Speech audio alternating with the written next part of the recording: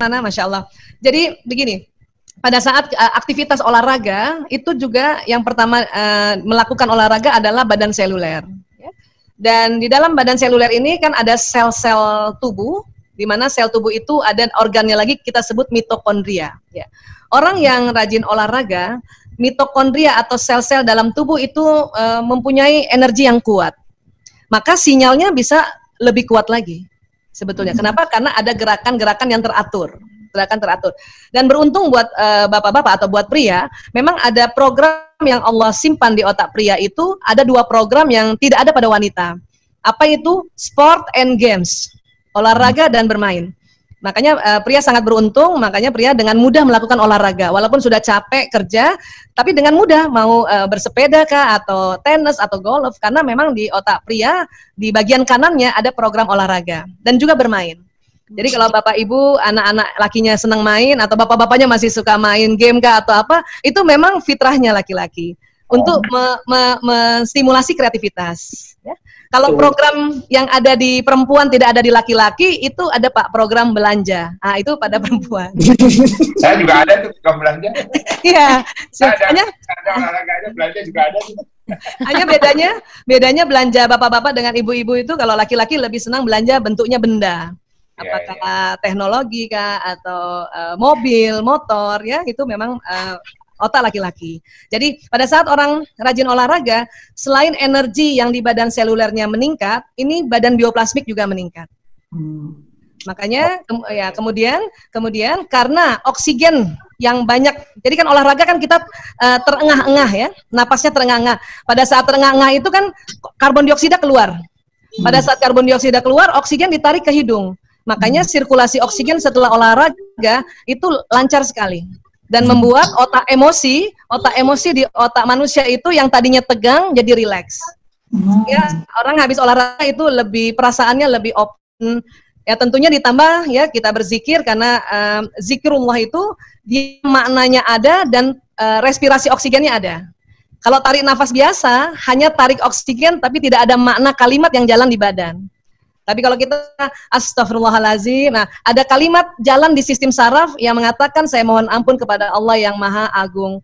Dan juga ada tarikan sistem respirasi. Tapi kalau nafas biasa dia cuma tarikan respirasi tetapi tidak ada makna kalimat yang jalan di sistem saraf. Alhamdulillah. Insyaallah. Ya, jadi memang ada olahraga-olahraga atau nanti kita tanya dulu sama Pak Direksinya, beliau olahraganya bentuknya apa? Ya, bentuknya tenis waktu itu tenis lapangan, Dok.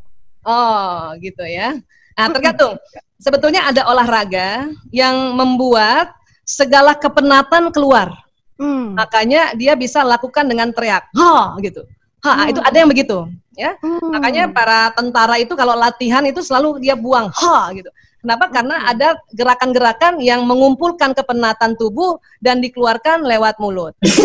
Nah, gitu. Tapi kalau misalnya habis main tenis terus teriak-teriak nggak jelas, itu lain lagi itu mungkin.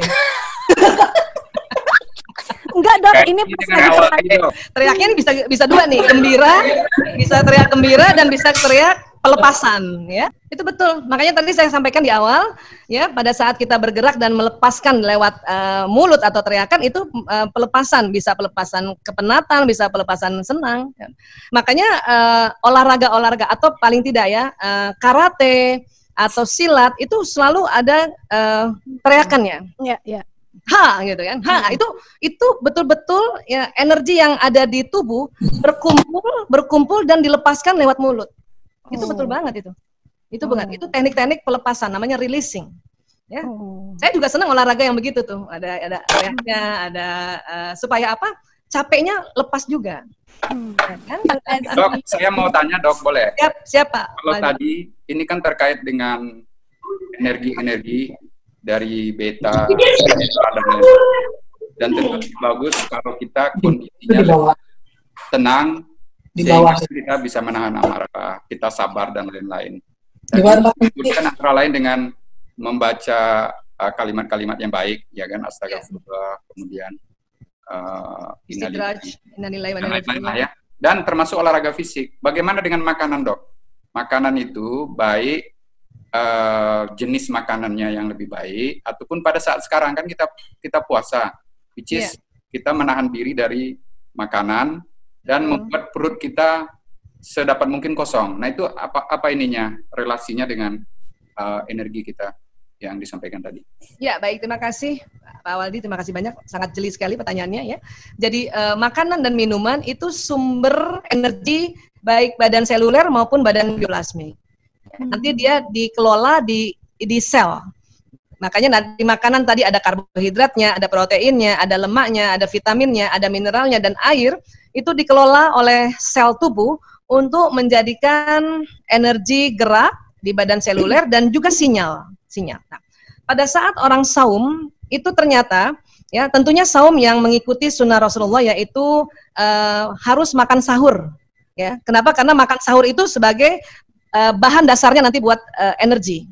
Nah, tentunya pada saat ini kita bicara yang badan bioplasmik ya. Kalau yang ini kita sudah sering bicara. Pada saat kita habis sahur, ya 1 jam setelah sahur, tubuh memberikan energi untuk seluler dan juga memberikan sinyal. Dan sinyal ini dia memancar dari dalam, dia memancar kayak jalan, dia terbroadcast ke alam semesta jalan. Nah, kalau tidak puasa, pada saat kita makan pagi jam 6, diproses jam 7, sinyal kita kan nyala nih, sinyal kita mulai jalan, terus jam 10 kita makan lagi, ngemil. Nah, pada saat waktu jam 10 makan, sinyal itu berhenti sejenak. Dia berhenti untuk menunggu proses metabolisme yang makan jam 10. Jadi artinya sinyal itu jalannya tidak langsung begini. Jadi dia seperti ini berhenti lagi, nanti jalan lagi pas jam 12 makan berhenti lagi, jalan lagi jam 3 makan berhenti lagi. Jadi dia ada fluktuasi pada sinyal kalau kita tidak puasa. Nah, pada saat kita puasa dengan sahur, makanan dan minuman yang di sahur itu terproses kemudian jadi sinyal karena kita tidak makan lagi, maka sinyal ini jalannya bisa lancar sekali. Ya, dia terbroadcast lancar sekali. Bahkan dikatakan paling panjang sinyal itu menjelang buka puasa. Itulah afdal doa di situ. Dan orang saum karena sinyalnya cepat, ya sinyalnya panjang, disitulah dia harus mengucapkan yang baik-baik. Kapan ucapannya buruk, itu nanti terbroadcast ucapan buruk dan dia menarik peristiwa yang buruk. Karena sinyal ini salah satu keutamaannya, dia menarik peristiwa, menarik kejadian. Itulah makanya kita orang sedang saum disuruh ngomong yang baik-baik. Kenapa? Sinyalnya tuh lagi cepet banget. 4G kalah 4G. Mungkin lagi 400G. Ya, itu makanya kita lagi saum, itu kenceng banget sinyalnya. Makanya sebaiknya kita bicara yang baik-baik, kita doa. Bahkan sebelum buka kita berdoa karena sedang panjang-panjangnya sinyal. Itu betul-betul ada kaitannya, Pak Waldi. Ya, terima kasih Dok, jelas banget. Ya, alhamdulillah. Terima kasih banyak.